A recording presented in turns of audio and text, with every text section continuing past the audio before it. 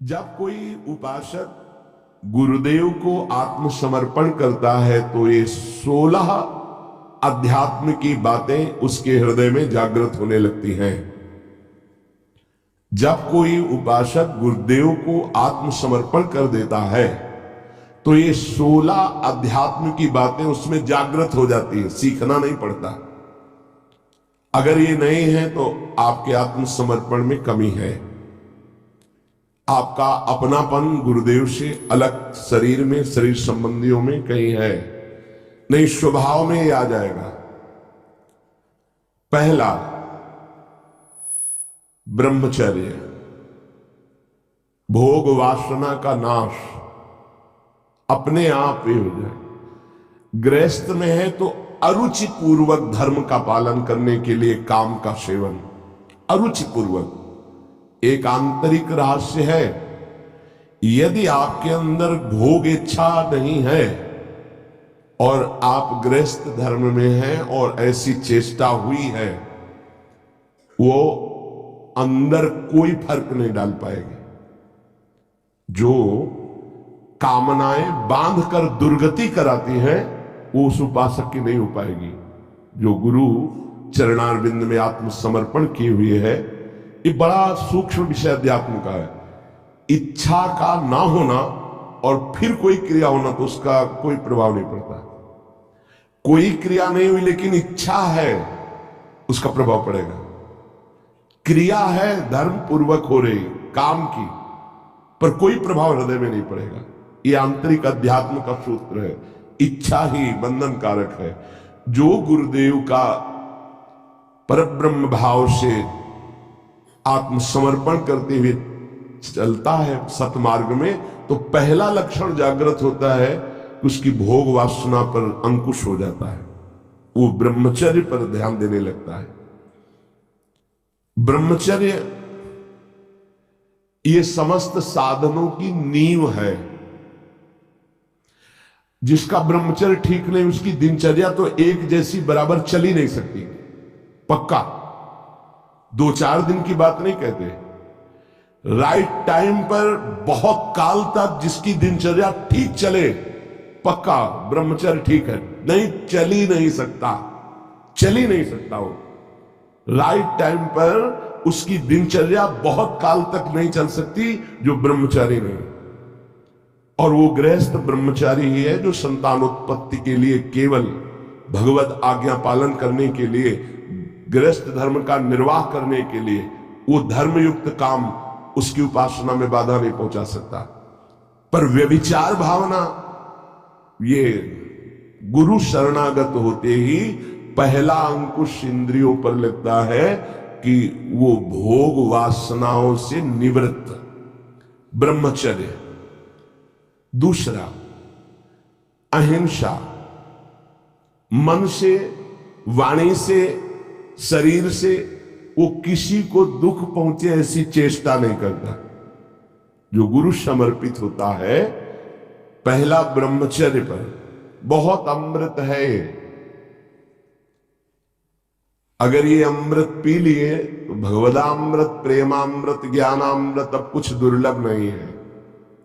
कोई भी हो, भगवद आश्रय लेकर, गुरु आश्रय लेकर इस अमृत का पान करो। बहुत कठिन है।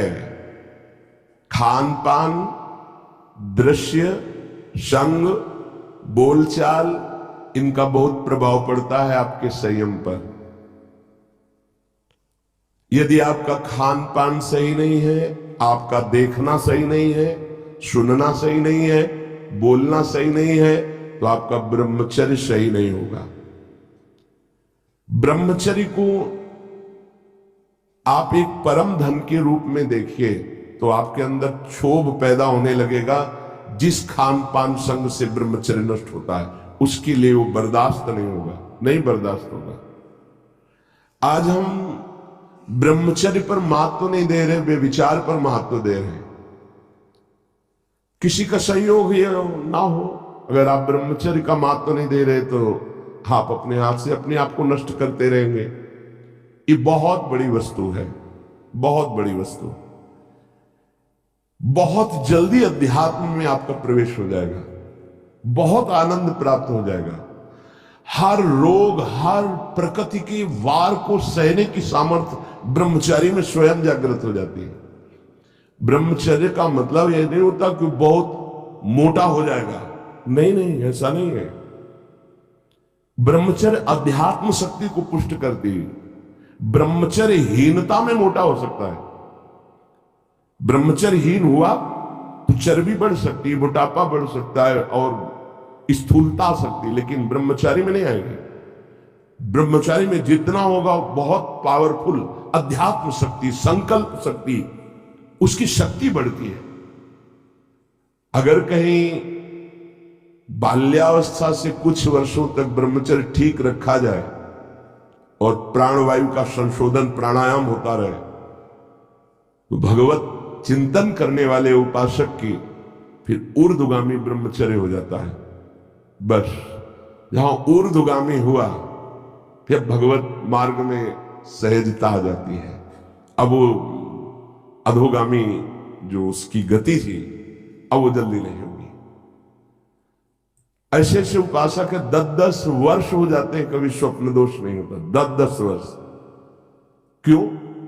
क्योंकि उसका चिंतन नहीं होना चाहिए। मनोवाह नाड़ी जो शरीर के अंदर है, जैसे दूध में घी समाया हुआ है, वो कहीं एक स्थान पे नहीं है, ऐसे पूरे शरीर में समाया हुआ है वो।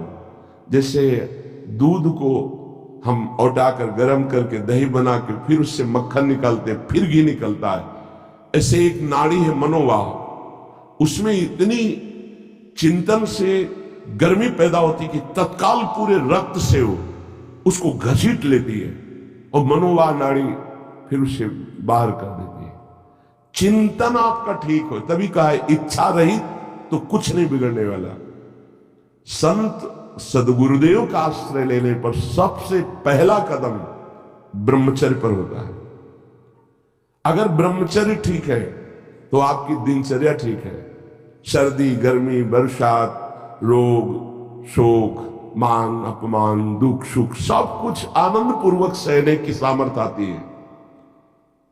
जितना ब्रह्मचर्य क्षीण होता जाएगा उतनी आपको अधिक सर्दी लगेगी, अधिक गर्मी लगेगी, चिड़चिड़ा स्वभाव हो जाएगा, कुछ कार्य करने का मन नहीं, पड़े रहने का मन रहेगा, आपके अंग प्रत्यंग ये प्रमादी हो जाएंगे, इंद्रियां प्रमादी हो जाएंगी।